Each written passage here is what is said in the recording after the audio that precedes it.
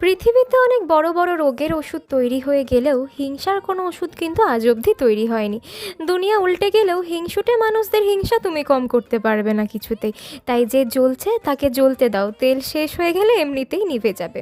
হ্যাঁ, বুঝি একটু অসুবিধা হয় এসব মানুষদের আশেপাশে থাকা, কিন্তু ডোন্ট কেয়ার। অসুবিধা আমার বা তোমার নয়, অসুবিধা তার।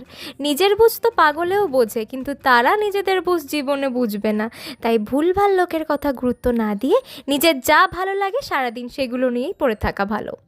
সারাদিন বাড়িতে আমার অনেক কাজই থাকে, তার মধ্যে থেকে একটু সময় বার করে আমি আমার এই চ্যানেলের জন্য কখনো রেসিপি ভিডিও, আবার কখনো ব্রেকফাস্ট, লাঞ্চ অথবা ডিনারের ভিডিও বানিয়ে থাকি।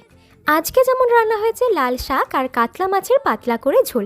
বেশিরভাগ মানুষই তো দেখি মাছের পেটি খেতে বেশ পছন্দ করে, কিন্তু আমার উল্টো, মাছের লেজা খেতে আমার খুবই ভালো লাগে। আমার মতো আর কে কে আছো যারা মাছের পেটির থেকেও লেজা বেশি পছন্দ করো?